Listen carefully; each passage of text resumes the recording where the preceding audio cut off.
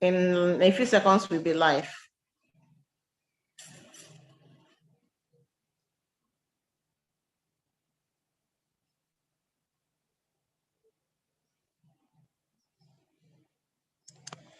It's a great day, guys. We are back here on the 20th day of our 30 days journey, Disruptive Parenting Summit, the very first edition here, 2022.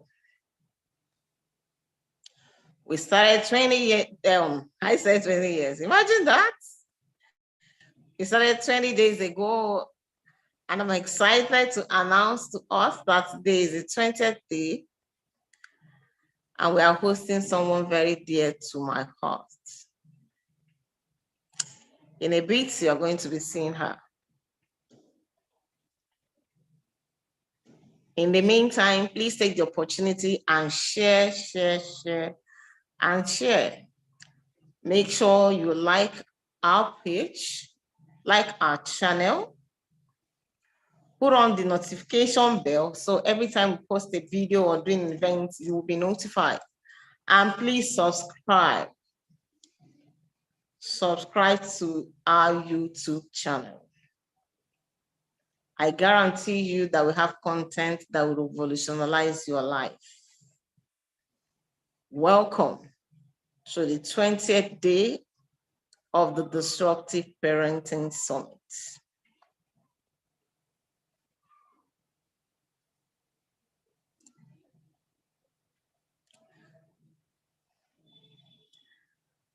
I hope we are getting value. It would be nice to have you share with us in the chat room what impact these 20 days has made in your life. You can send that privately to me as well. All right. So today, I personally welcome you to the Disruptive Parenting Summit 2022. Today is 20th day, like I said, and I'm excited that thus far we have come. I mean, with 20 days already, we have 10 days to go after today, and we have had incredible men and women pass by to share their thoughts, to invest in our lives, to impact us so that we'll be able to raise every child in our home, every child that we come in contact with into champion, and every kid into a king. My name is Amaka. I am the convener of the Disruptive Parenting Summit, and this is the virtual session. All right, so good to have you. Let me say a big thank you to everybody who love themselves enough or love their children enough or are committed to the next generation enough to have stuck with us the past 20 days. God bless you. This investment you are making will profit you in a way that you had never known before. All right, today is a special day for me. Before I get into that, let me share a bit of background of why Disruptive Parenting Summit. Disruptive Parenting is a book project that I started a couple of years ago. I eventually launched last year. And then the feedback had been phenomenal, incredible, just for the lack of a better word, right? Industry leaders have had all kinds of people reach out to me. In fact, there's someone that told me that my book is constantly on his table. He's a pastor and is a proprietor of a school. He said my book is constantly on his table, and that is written in simple English and is relatable, right? So it's not something that's important. Yes, there's research work that went into it, but more than research is a combination of both research, experience, inspiration, and what I have learned over the last 30 years. So someone will say, how old are you? I became a parent at age 10 when my mom suddenly passed, and thus far, my journey has metamorphosed into a family life practitioner, coach, mental health practitioner, and your go-to person for everything family therapy. All right, so I'm excited to have you here today. Then I eventually launched that book last year. But before I launched, I just sent the book, the manuscript, to an editor, and she sent me a feedback to say, this book must have a course. And I'm like, a course? And then people began to chat me up after the book had come out and said there has to be more. And I said, okay, eventually last year, we started the Disruptive Parenting Academy. And we have reached at least 1,000 adults. That is 1,000 adults that comprise of coaches, parents, school owners, youth pastors, children pastors, and all of those, right? So the ripple effect is something we can't even begin to think about or talk about right now. And then that's why we began. But as events unfolded and looking at what is going on in our space, particularly in this side of the world at this time, where sometimes you send children to school and it has to be a prayer point for them to come back. But sometimes you pay so much into a very seemingly big school, and then the corpse of the child is what came back. Or the abuse, rape, and then in the recent ritual killings by teenagers. Just dawned on me that sincerely, the soul of the next generation is in serious contention, and we cannot but make sure that we do what we have to do to help the generation recover, to preserve the generation that are coming after us. Hence, we started the Disruptive Parenting Summit. It's a 30-day straight journey where we have gathered masterminds, professionals, people who are not telling just stories, who have experiences, people who are coaches. And then we are networking with them and collaborating with them to ensure that you are empowered. Because I personally believe that there is no one single individual that has what it takes to raise a wholesome child. That's why you send your children to school. That's why they belong to in your religious organization, especially if you're like me, that's a person of faith, that you have the children's church where you worship. Okay, you have youth pastors and all of those. You have the government making policies to help children become. So you must, that is a collaborative job. We are all stakeholders in raising our children into champions and our kids into kings. If you do not even know that there's a king in your kid or there's a champion in your child, how are you going to be able to raise him or her? Okay, so because of that, we set out to do the Disruptive Parenting Summit, such that you will be empowered, such that we will draw from different graces everything that is required to raise a wholesome child, everything that is required to raise a child that is a role model worthy of emulation. That's why we are here. And today is the 20th day. All right. Before we go forward, let me remind you, if you are on our Telegram channel, you will see that I shared the disruptive parenting, the disruptive fatherhood on the platform. Please take advantage of it. Those dates there are authentic. Take advantage of it. That course is about 25,000 naira. But I have decided to slash it. I told you I'm going to give you ridiculous discounts. Just a token, right? So if you cash into it between now and the stipulated date, you will just pay 2,000. Otherwise, you'll pay 25K. No, it's not because, and the 25K, seriously, is also subsidized.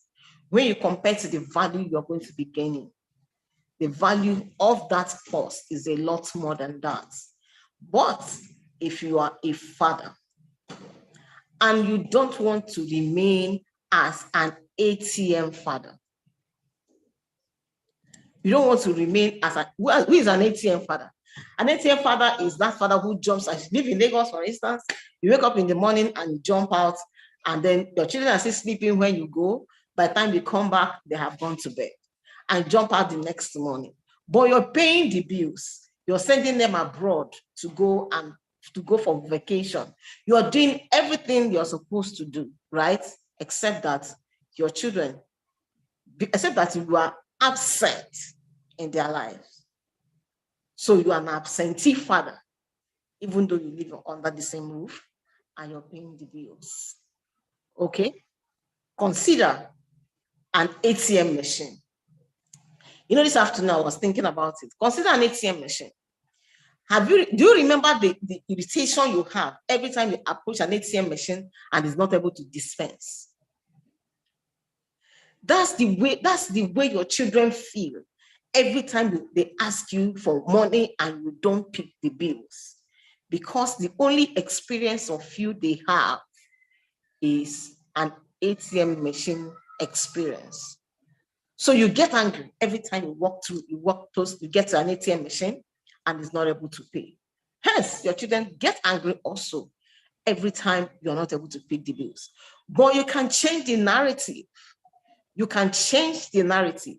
You can turn the clock around and begin to do what is right, beginning here and now. I will show you how in a 5 days journey. Okay?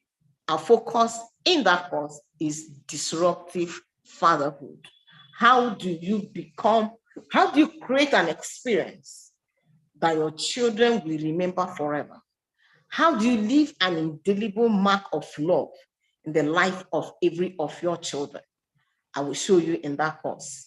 So yes, it's just a giveaway. However, those dates that you see there are very valid. If you're just joining us, please click the subscribe button, turn on the notification bell so that every time we're having an event or I load a video, you will see it or you will be notified. Make sure you like the video and please share, and share. Share to your friends, share to your enemies, share to your frenemies. Sincerely, you never can tell. Your son will just wake up one morning and bring one lady that you think that their parents are your enemies and he wants to marry her.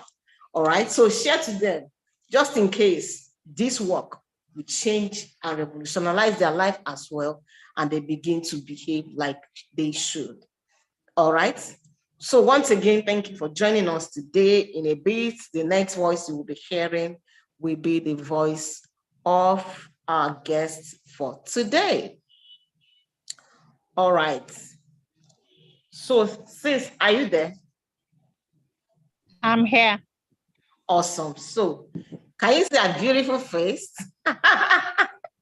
Okay, today we are going to be talking about a particular topic that's very important to me. I will share a bit more on that, on the importance after she's done, right? But this day I was just thinking, I was asking when I was sharing during the day, I'm like, what is adoption? All right. Like I said, I will leave it at that until she's done. But today we have someone I love a lot, one who has become a sister like blood and has become covenant, not just to me, but to our entire family.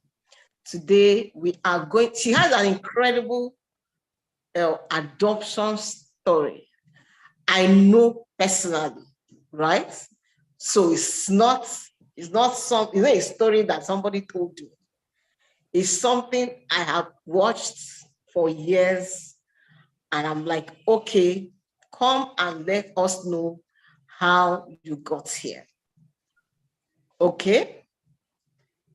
Guys, we know to pray that this internet should be steady today.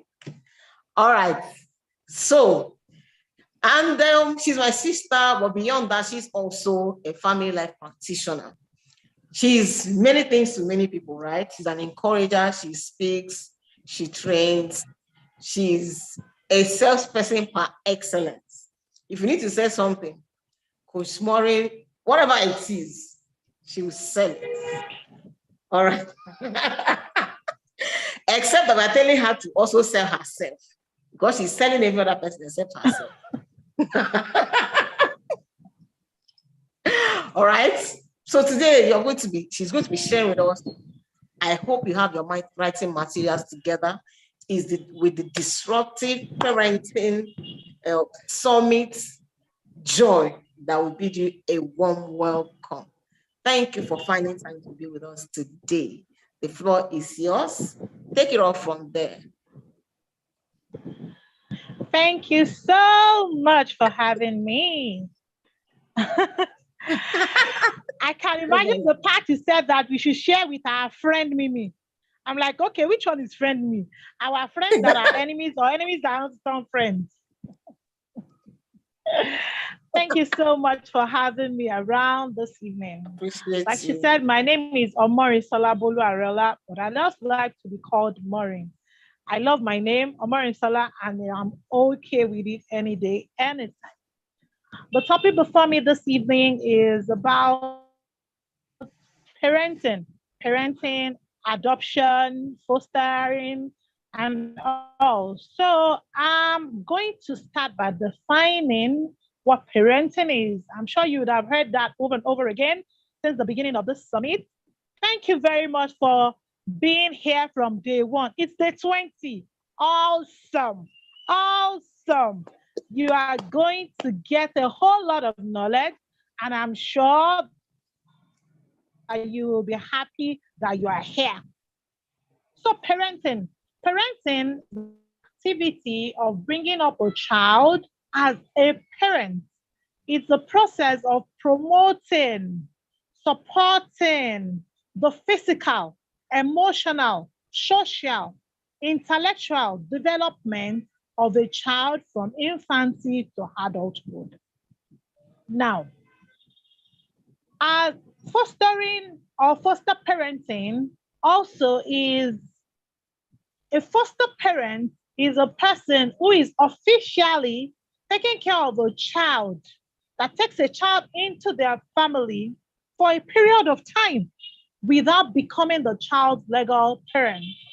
That child is called a foster child. And those are the set of children that I have with me. Now, as a foster parent, you must attain all the qualities of a parent to that child that you are fostering. You have to be able to support the child physically. You have to be able to support the child emotionally. You have to be able to support the child socially. You have to be able to support the child intellectually. You have to be able to support the child at every stage of the child's life, from the period that the child is with you to adulthood, when the child leaves you, and also be a part of their lives forever.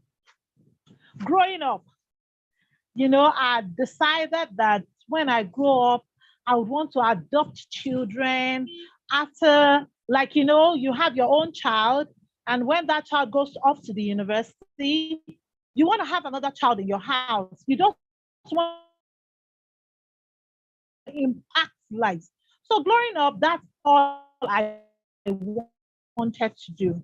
I told myself I have my children, and I would also have another child in my house that I would train. I just want to do my bits and pieces to affect lives one day at a time, doing what I know how best to do.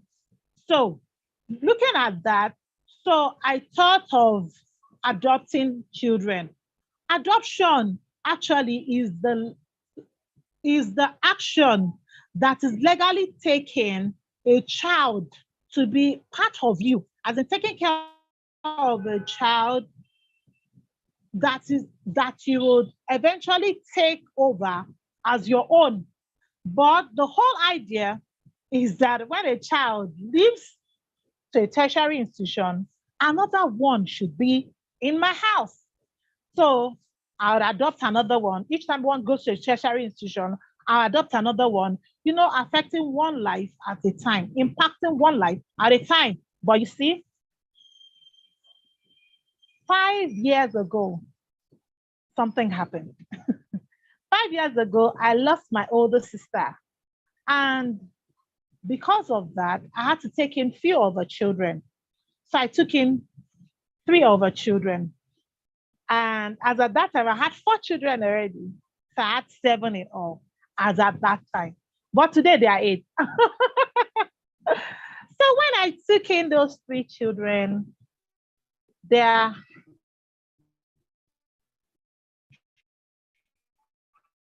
teenagers or preteens. I have a teenager, I have preteen in them. My own children are still very, I was promoted to parenting a teenager. So I grew up to become a teenage mom overnight.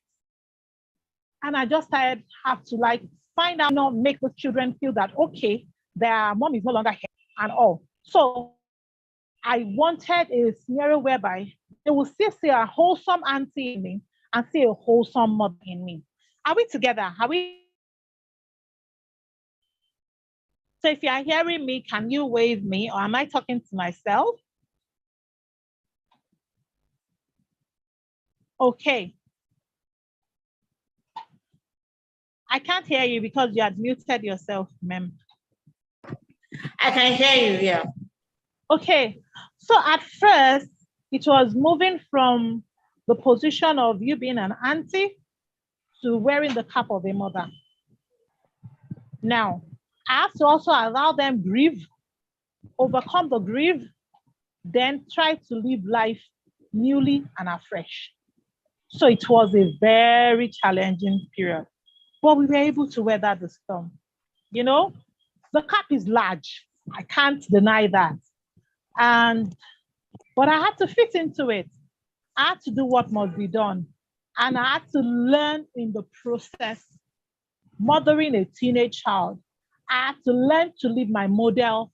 I have to teach them the way I feel is best, because maybe the universe heard what I said earlier in life, desiring to adopt children. Yeah. So I had to fit into it. I remember I had my own children. I had to train my children in a particular manner. These are children that are preteens already. So they are formed. They are formed already. Sorry. Can you get your video to come down a little so it's not cutting your hair? Okay. Can you see me now? Is it fine? Okay. Yes. Now, so I had to, I had my children already. I have a model that I was working with already. Now these are formed children because they are no longer below the age of 8. They are preteens already and teenagers. Now, these are formed children that I had to now look at, how do I marry the two? I want to be a whole auntie. I want to be a whole mother. I want to be able to be the two in the life of those children that I foster. Yeah? So I did a lot of trial and errors. But my major style of parenting, which is independent parenting, helped us a lot. I was able to know, okay, let's do this thing ourselves. You have to learn how to do XYZ thing yourself. You have to learn how to wake up in the morning. You have to learn how to have your bath, get ready for school before the school bus comes to pick you up.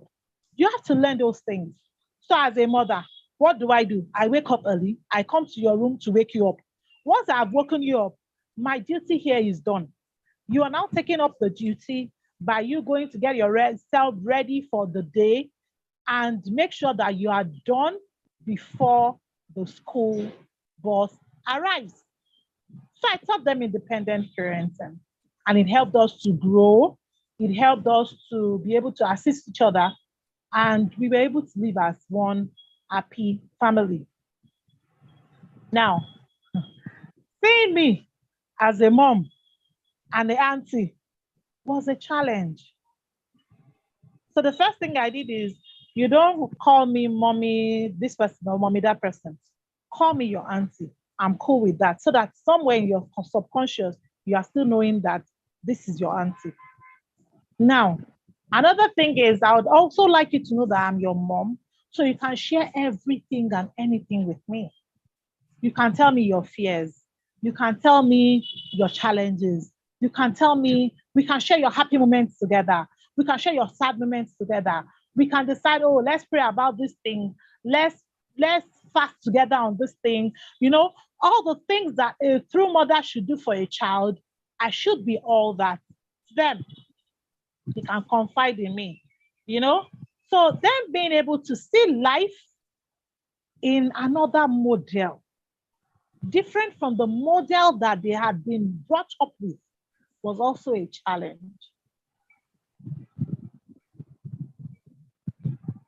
The kind of model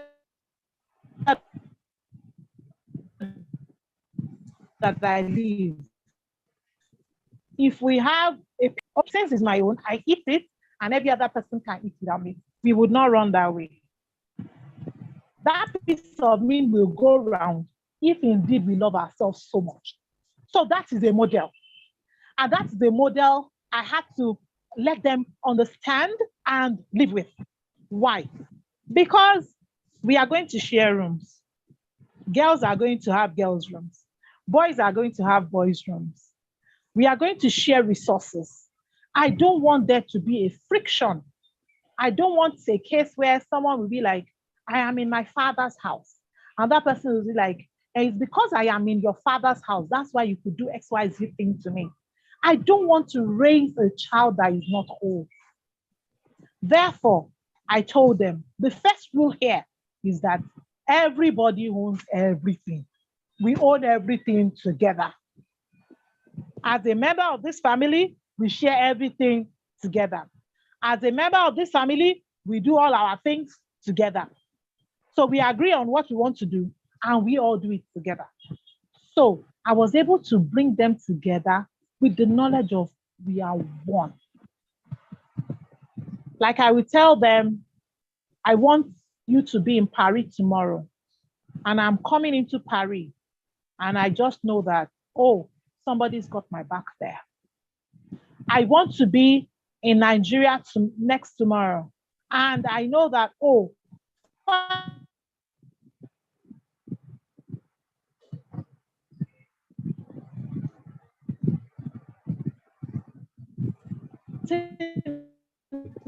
Nigeria would not be a big deal because I've got child as my own siblings, not as cousin, as the case may be. Now, another thing I try to do is I allow them to be able to filter whatever they are being told. Because, you know, as a foster child, somebody can be like, oh, because you live with XYZ person, that's why she woke up not smiling at you. And you'll be like, it's true. She's not smiling because I'm not her child. Excuse me, where's that coming from? So I would want you to filter, oh, she's not smiling today because she's not in a good mood. I know her, that she's not in a good mood. That's why she's not smiling at me. It's not a case of she's not smiling at me because I'm not a child. Excuse me. I won't approve of that. Yeah? So I would want them to filter the things that people say to them and be able to get a true picture of anything and be able to judge right. So if I punish you, I'm punishing you because you have to do it right. I'm promising you because you have to do what you have to do right.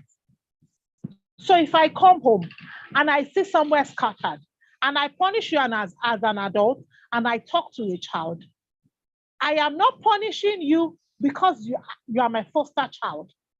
I'm punishing you because as an adult, I expect you to be able to know your right from your left more than those that are younger than you.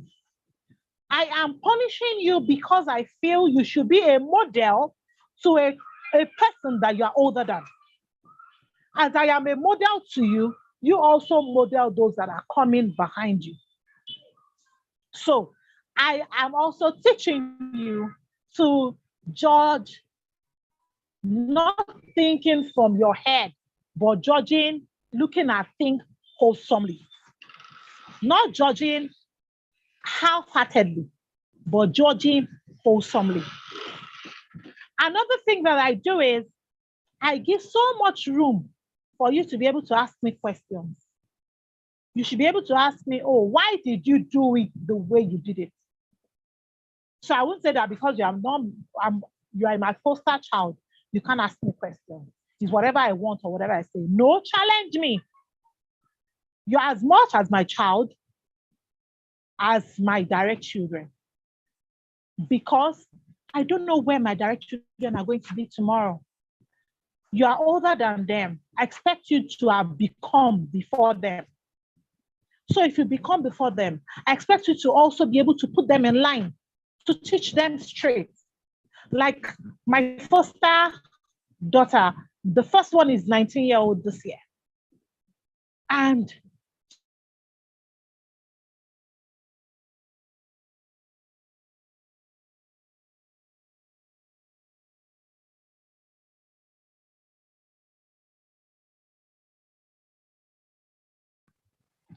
Sorry, I think it's internet issue. Yeah. is also, sorry, I lost it there. Yes, please, could you go back to my first daughter is 19 years this year. My first child. So, yeah. So when I say my first child, my first three are my foster children, but it's my first child. So my first child is 19 and she's in the university. She did her O-levels once and cleared her papers.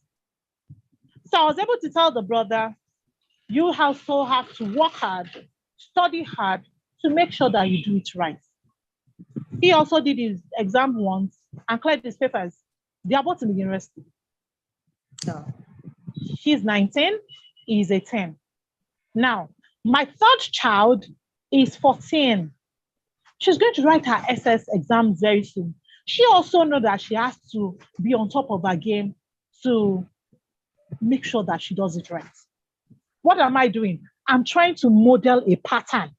I'm trying to model a pattern that says, if you are serious, you should be able to get results.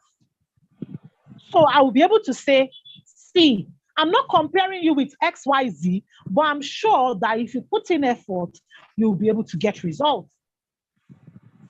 So now, and another thing I also try to do with my children is I try to understand them as individuals because they are all not the same. They all don't have the same temperament. They all don't have the same view of life.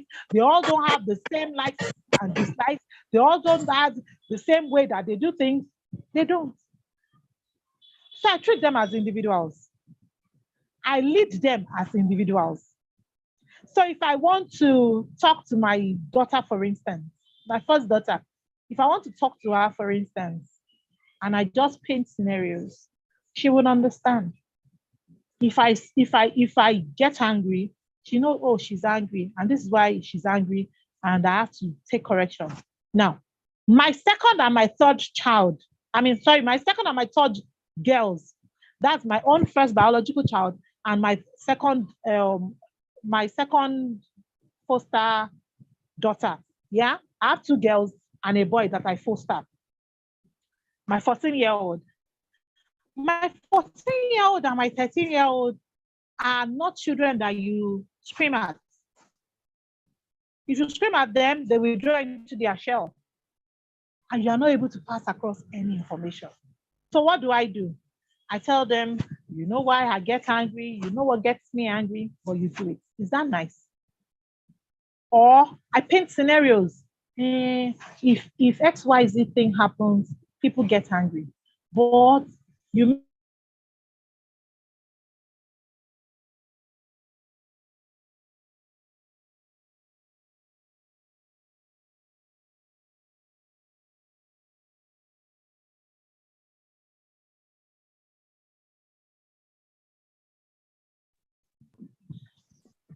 I don't know what's happening to our network.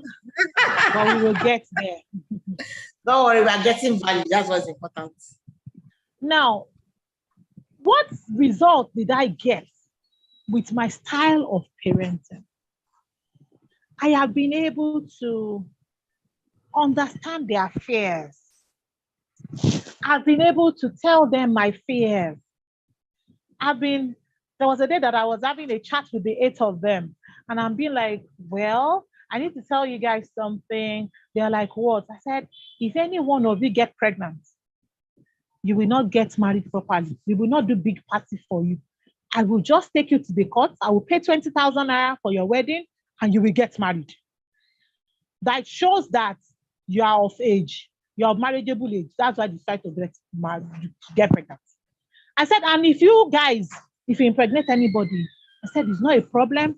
I will pay 20,000 naira. You get married immediately.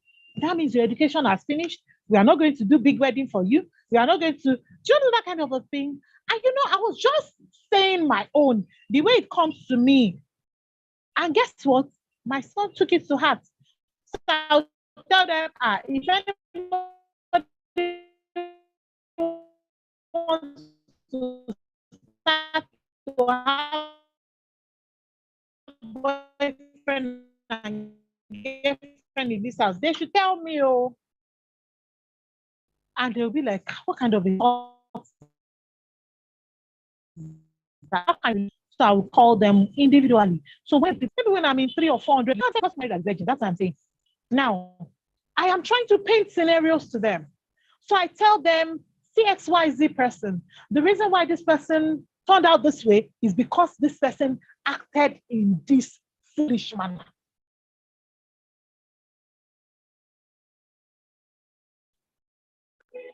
Because the person acted in that foolish manner. If you don't act in a foolish manner, you will not get foolish results. So a day I was just I cannot go and have any relationship or impregnate any girl because I want to finish my master's. I want to have a job. I want to be able to take care of a woman before I will be able to have a relationship. And now I said, because within themselves, by themselves, and they agree on things that will move them forward. I have a lively family. I have a lively home. I don't have a home where I will leave my children with my foster children and I'll be afraid. No, I have a home where my foster children takes care of my biological children as their own. They watch over my biological children as their own. They help my biological children as their own. Why? Because we have modeled it. I've told them, see, this person is your sibling. When we share things by age.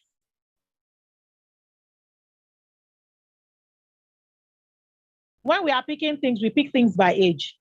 ASU is on strike. ASU should please resume. My children need to go back to school. ASU is on strike. So I told her, you have to be, so I think you guys should walk over the chores of the house again and share it within themselves. Share it and tell your younger ones what to do. And I left. She did. She told each person what to do. And she asked them, have you done your chores? I don't have to give myself a headache over those things again. It helps me. One of the plus of my foster parenting is that it gives me time to be me. I am here speaking with you now.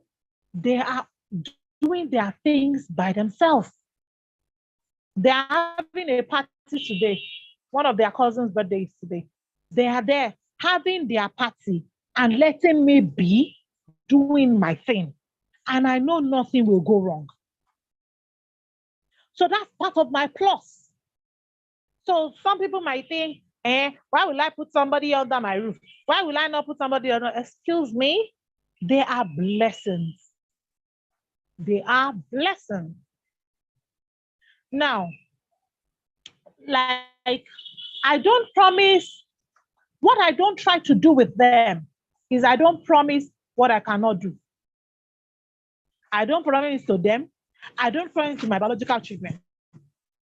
Whatever I cannot do, I don't promise it to them. I don't make a promise I can never fulfill.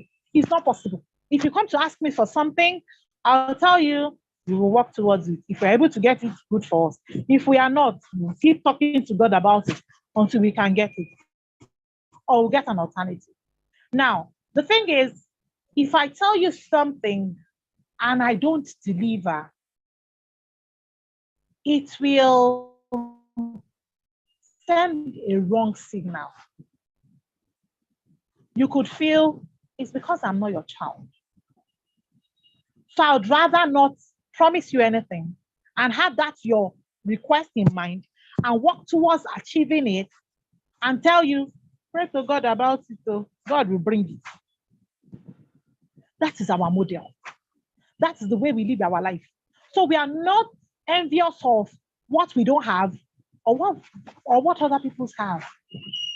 We can appreciate what you have, but we are not envious of it so much that we will come to steal it or come to take it or come to be under unnecessary pressure because I want to satisfy who? No, I will not satisfy you because you are my foster child. No, I will take care of you the way I take care of my biological child.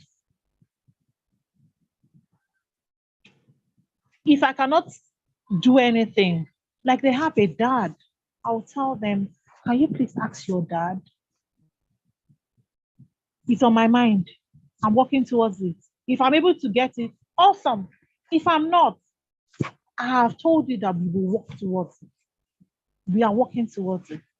Ask your dad and ask our father. We all have one common father. We can call on God and he does it. So if you are really, really in dear need of it, if you tell God about it, God will make a way for us to be able to get it. Now, like, because I don't treat them as my foster children and I treat them like mine, it helps me to communicate my displeasure in love.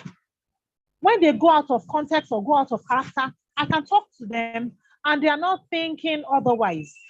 They are not feeling threatened around me. I am not feeling threatened around them. I am not walking on eggshell around them. They are not walking on eggshell around me. Why? Because I am open and I'm treating them like they are mine. I don't let them misbehave to their dad. Their dad is their number one family. So the fact that your father can't do XYZ thing for you does not make him less a father. It could be the timing. So before you come and tell me, I asked my dad for XYZ thing, and can you imagine he did not bring it? I say, really? It's not like he doesn't want to do it. It might not just be the right time. Tell God about it. That way, I've been able to way of reasoning, way of thinking, so much that they don't feel that it's my right to always get what I ask for. No, it's a privilege to get whatever you ask for. And we will not take those privileges for granted. When they fall into error, I don't spare them. I don't think of what people will say. Whatever anybody like, let them say. So far, my conscience judges me right. So far, I know that I'm doing it right. Whatever I'm doing with you, so far I can talk about it any day, anytime. Then I am good. I don't want to lead you in a way that I'll be like, hey, what will people say? I don't care what people say. I care what my God feels about me. I care to me. I want my conscience to be able to judge me right. I want my God to be able to judge me right. And every other thing is not relevant. Like I tell them sometimes, if you don't understand me today, you don't understand me tomorrow. You will be happy and appreciate my model tomorrow. But today, just let us be roughing it together. One day we will get there. Don't forget that I am learning how to parent. Nobody left all how to parent a child to me. I am learning. And in my learning, I am learning fast and right. Now, I also have a husband that is very understanding and supportive. Because if I don't have such a husband, there is no way I'll be able to achieve all I am achieving. When a child does something wrong, they will come and tell me, oh, I think you should look at it this way. Or Maureen, why did you react this way? You should have reacted in a better manner. So I can call the child and say, what, did you feel bad that I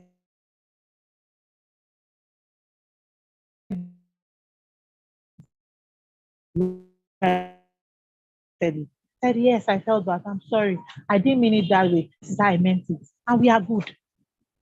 I'm not going to hug me every day. From start to finish. You must hug me every day. The 8 of them hug me every day. Every day. Sometimes my 19-year-old, my 18-year-old, and I said, you see me and you hug me. You have joined or you are doing something that is shady or something that you also I must not know about.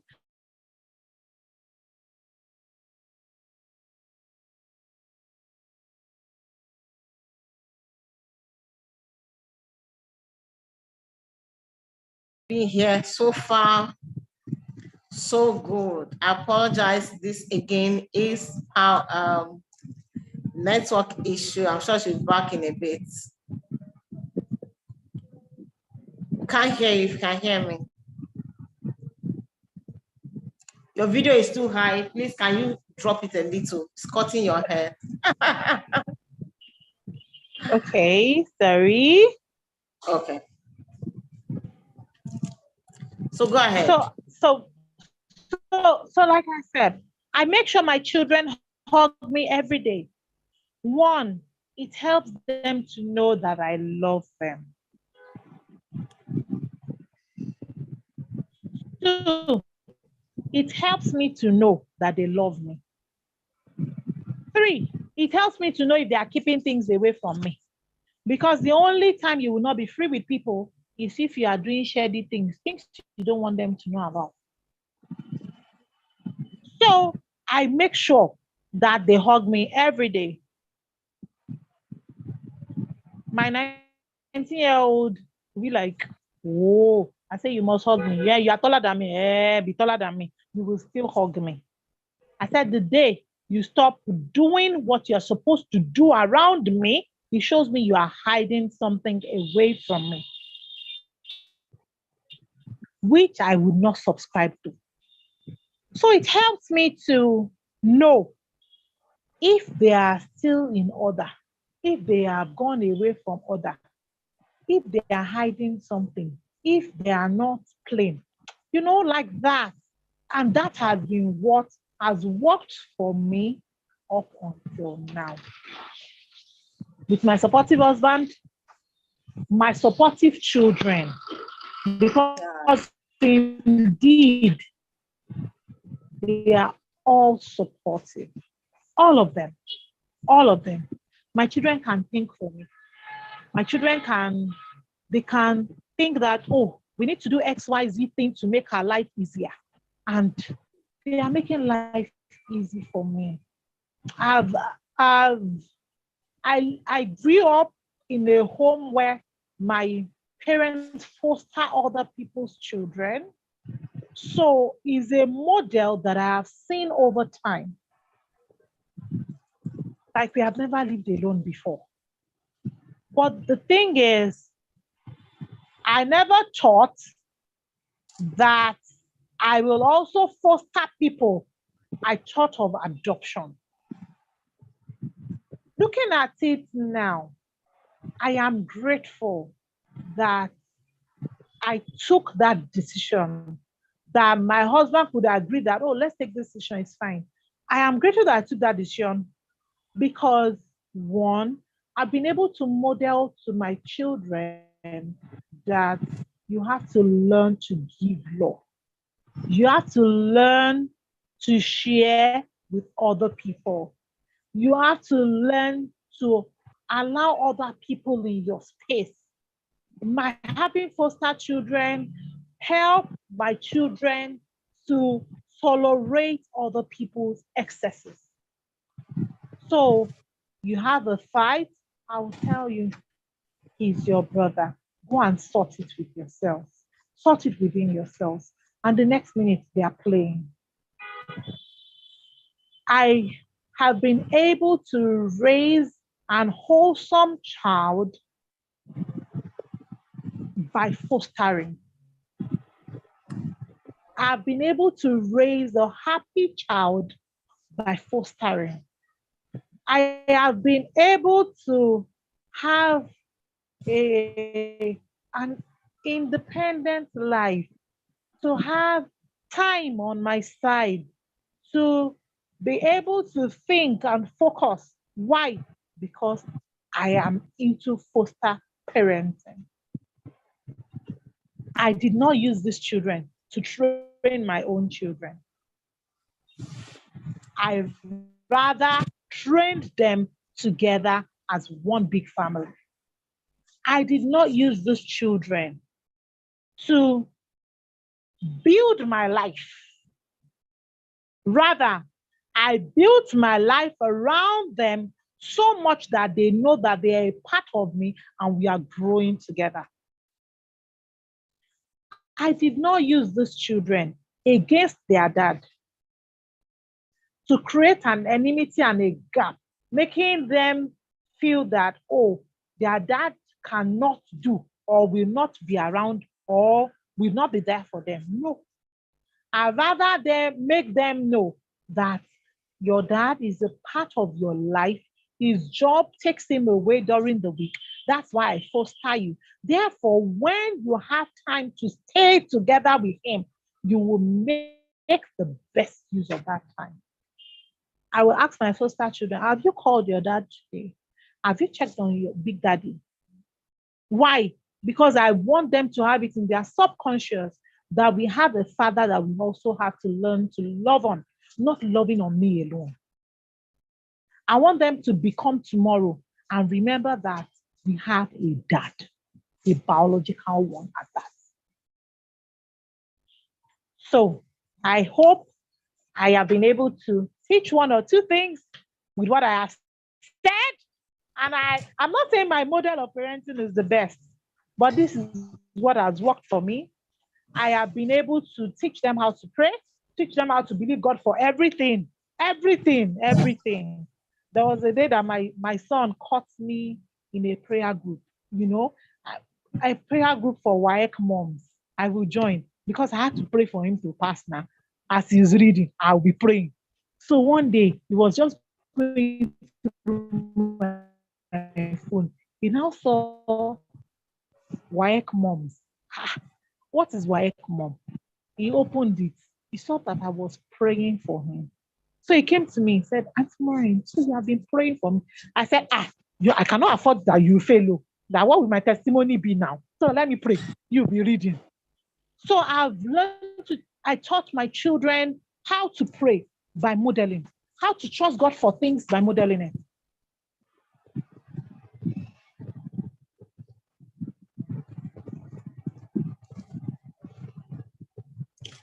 Wow, guys. It's been an amazing session. I think the line is frozen again. But hey, guys, drop a chat on the chat room there and let her know how much value you've gotten from this session and how impactful it has been. Please drop a chat in the chat room there and let her know how impactful this session has been. Junction, let me say thank you so much for having me. Thank you so much. Thank you. This has been awesome, right? This has been an awesome session. Like I was saying before she came back, guys, drop a comment on the chat room. If you have a question, drop it also. Otherwise, you can drop your question when you come back to the Telegram group.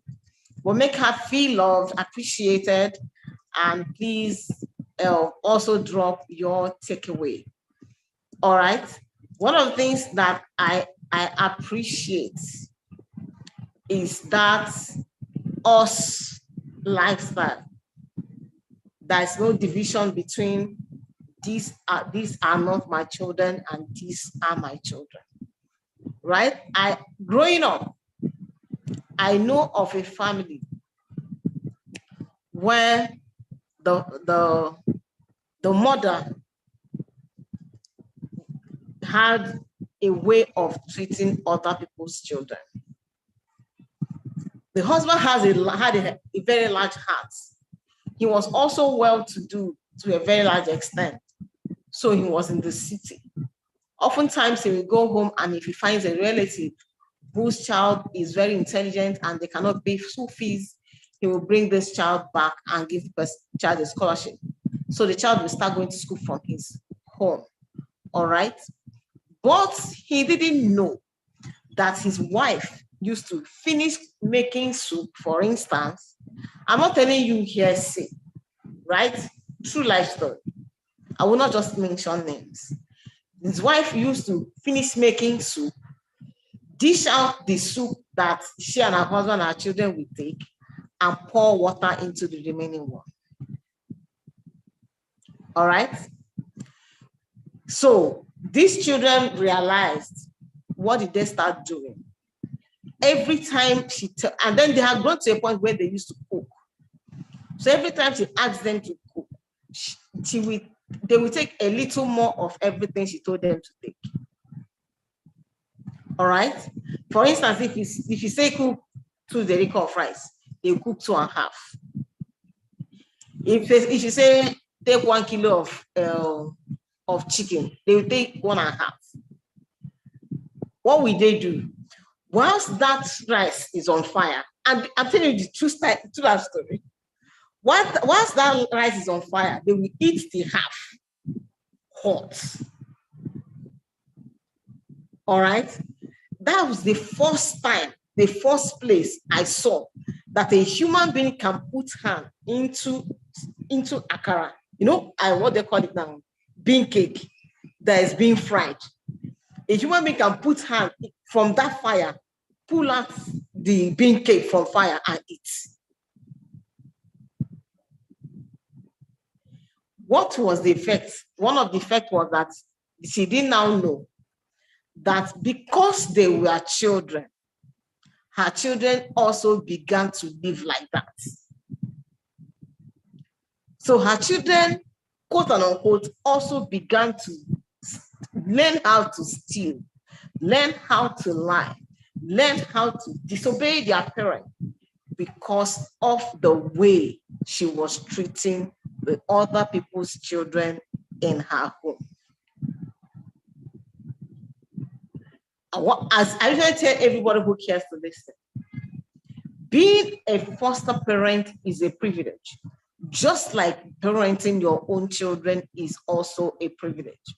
If you knew that that child in your home today is built to become the president tomorrow, built to become a CEO of a multinational, are you going to behave differently? What makes you know or think that that child is not going to become the CEO of a multinational? I'll leave that for you, food for thoughts. Thus far, I am grateful. You know why? Everybody, virtually everybody you have seen and we see on this platform are people that I relate with one-on-one. There are people that I know how we met. And to a very large extent, we share similar values. I have seen Coach Maureen deal with her foster children. Let me tell you the one that blew me away. Her excitement when those children passed WAEC. You know, there's a level of excitement you cannot forge. You can't mask it. You can't pretend to be excited. There's a level of happiness that you cannot form. You can't pretend to be happy. That one that comes, you know, that one that comes from inside. When truly your son or your daughter has scaled through and passed and cleared her papers, she was excited and she was genuinely grateful to God, such that she will know that truly she was trusting God that they passed. At least let's do all of that such that we will have peace, if no other thing. You won't see them become governor tomorrow and you are afraid. Are they going to get back at me? You will say, are they going to get back at me? You're, like she said, you're not afraid whether tomorrow, if one of them becomes the US president, if your child comes around the presidency, if they are going to be received. And truly, her children were cooperating. Her children had come to truly adopt those ones as their elder ones. Was it tough? Yes. But it's achievable. Just like raising, see, it's like being in a blissful marriage. It takes work. Being a disruptive parent, if you listen to our story, you will see several disruptions. It's not normal, especially in the time that we live in. But that's what should be. That's what should be. Let's not treat other people's children as though, I don't know the word to use, because many times, because all those negative words are not part of my vocabulary, I think about them. But they just do right. If for no other thing, for your conscience sake. I share this with us. Adoption is, if you're a person of faith, you must be excited about adoption. Why? Because you were adopted.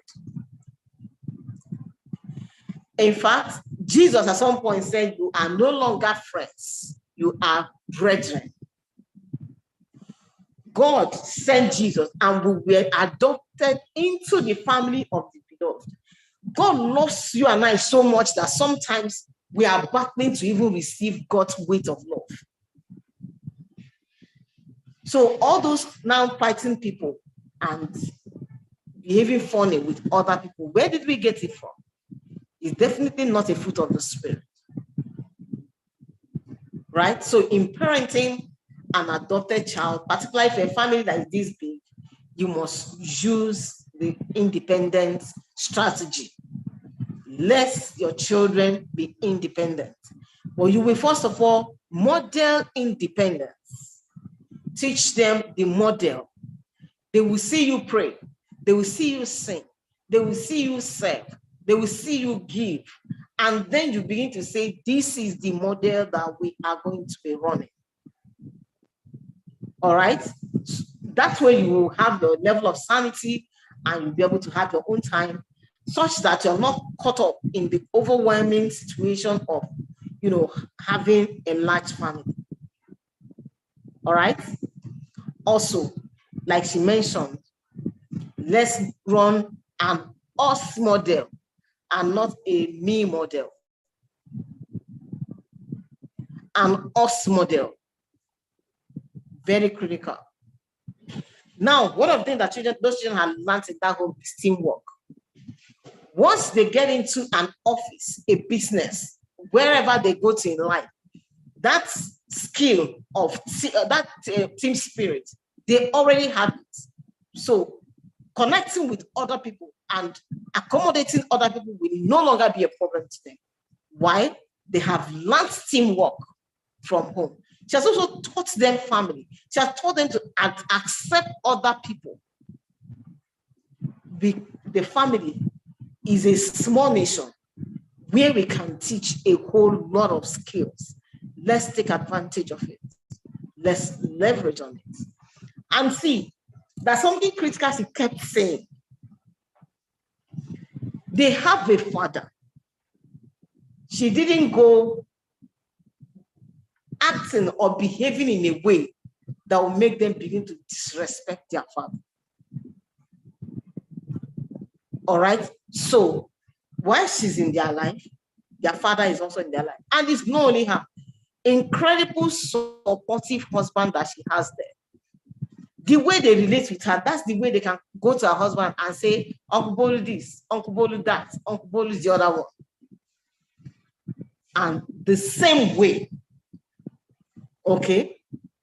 So don't behave, if you are the man, sometimes it may not be a state of death. It may not be a death situation, right? It may just be that you went to the village or you went to wherever and you got this domestic staff that is assisting you with your children. And then she didn't also use them. She raised everyone up. She gave everybody support as they require. All right? I was saying it may not be a death situation. And then if it's a death situation, it may not always be your wife's sibling. It may be the husband's sibling. It may be a relative. It may be that the child's father or mother or both parents dies, he's an orphan. That's why they came to your home. Remember that they must grieve if they must become whole. For them to become whole, they must heal. And so it's not right to always be throwing it back at them. It's because your parents are poor. It's because you cannot afford it. It's because your father is stupid. It's because your mother is XYZ.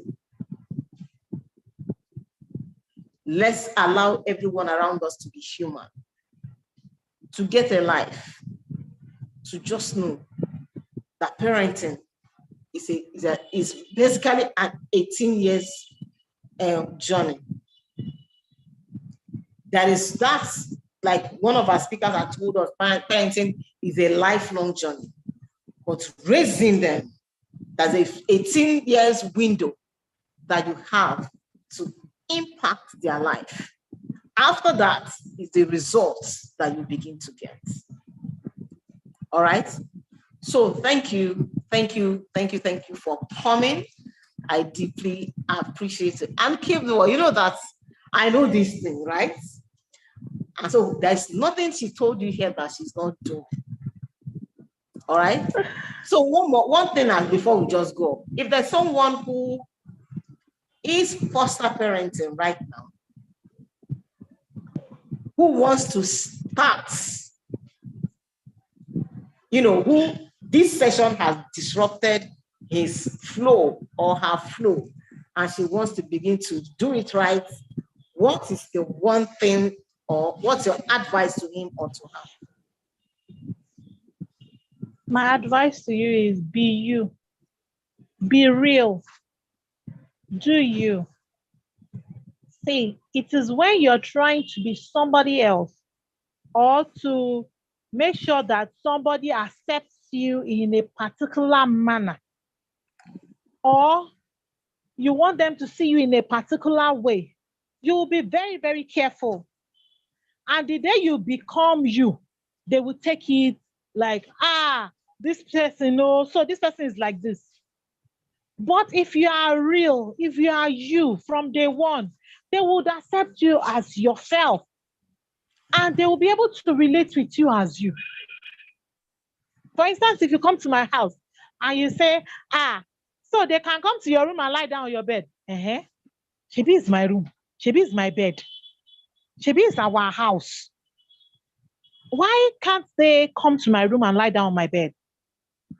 There was, at the initial stage, one of them came and wanted to lie on my and said, can I lie down on your bed? I'm like, yeah. Can you lie down on your mother's bed? Said, yes. Said, oh, yeah, lie down. Do you understand? Because in my mind, when you ask me such a question, I am as much as your mother, like your deceased mom. Yeah. I'm as much as your auntie, like your mother. But I don't want people to see me as blue today and green tomorrow. So my advice to that person that wants to foster, be your real self. Be yourself. These children will accept you the way you are. They will come to love you the way you are. When I am angry, my children know I will not talk. I will just enter my room. I don't want to talk to anybody. I say, good evening. I don't want to talk to you. I don't want to talk to you. They will start thinking, what have we done wrong? Oh, then they will not discover, yeah, she told us to do this. We have not done. Or they will try and locate where the problem is, even without talking. But if I am not myself, if I'm somebody else, they will see blue today. They will see green tomorrow. They will be confused. So my advice, please be yourself. Be real. Just be real. Thank you. Thank you so much. Be yourself. Be real. You see, when she's angry, she keeps quiet. That helps her to choose her words. That's a strategy. So that she's not able to say something out of anger. Yes. That tomorrow they will say, Shebi, she said X, yes. Y, Z. Yes. People never forget how you made them feel. That's it. They never forget how you made them feel. So even that is a strategy. That way you're not calling names. You're not saying things. You're not aborting your own pregnancy yourself. You're not, destabilizing your own prayers yourself. Such that, so keeping quiet could help you think about it again and know the best way to approach it. That's true. All right. So please, again, be yourself. Be real. Don't fake it. If you need to see somebody, see a coach, reach out. Let's talk about it. All right. And she's always available. Don't worry. She's a very busy person. But what she has to do is a human being. She will be available. I know.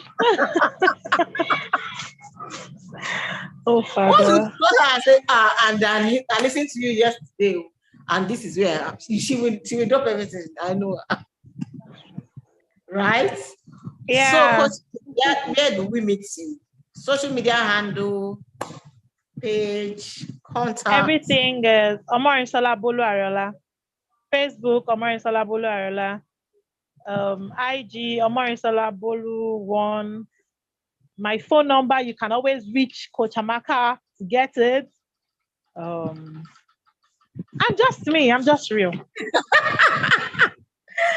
Oh, Lord, thank you, sis. Thank you so much. It's been Thank you so much for having me. I appreciate you. Thank you for coming. Guys, were you not blown away? You see, one of the things that I've also tried to do here is to bring people who will not be telling us stories. People who are living the life such that you can be able to draw strength. Maybe you are where she used to be 5 years ago. You will now know that it is doable. The God who helped her will help you. If somebody has walked that path, you don't even need to do all the experiments that she did. What you need to reach out to her and she will tell you, don't go this path, it's not, it won't work that way, go the other path, it will work that way. All right. So please take advantage of that and your life will not be the same again. Okay. One of the things I must mention here is for parents who go out to the village or to organizations that help them get house helps and all that. And the next thing you do is to abandon your children to those people. A couple of years ago, there was a story that went around Lagos where a woman, got a new house help and left her 3 children, 3 boys. This woman resumed within the last 48 hours. And then, for one strange reason, she left her children with them, and the woman disappeared with the 3 boys. One thing I must drop here tonight is it is not right to go to the village and pick up someone and abandon your children with them. Why do I say that? Because they don't know your style yet. You have not grown them yet. You have not modeled it yet. So people are not able to give what they don't have. So you showed up in the village, for instance, if you're from the side of the nation where I'm from, and then you said you were going to pick up a boy or a girl. And his or her family are excited because hope just showed up. In their head, you're going to help their children go to school, you're going to train their children, and their children is going to become like you one day. And then you get into the city and you abandon your children to them. Let me remind you that the best you can get out of those children, your own children, they will become glorified house help in your house. Glorified house managers. Because a house help raised them and she cannot give what she doesn't have. So please pay attention. Get a help. Make sure that you model who you are, what you believe, your mindset. Try it, test run it. Be sure that they have adopted that style before you ever attempt, and there should never be any moment of abandonment. Delegated parenting is poor parenting. All right? It's on this note that we call it day for today. Thank you once again, Coach Maureen, for joining us. If you have not picked up your own book, Disruptive Parenting, you are doing yourself a disfavor. Order your own right now. We have a few copies left before this is exhausted. Right? Again, if you have not shared, please go ahead, share, and share again. All right? Subscribe to my YouTube channel and make sure you turn on the notification bell such that you'll be notified every time we come. Please like the video and again, share. My name is Amaka. I happen to be the convener of the Disruptive Parenting Summit and the face behind the Disruptive Parenting Project. Again, go on our Telegram group and please subscribe to the Disruptive Fatherhood course. Have a lovely evening and be a consummate parent. Bye. All right.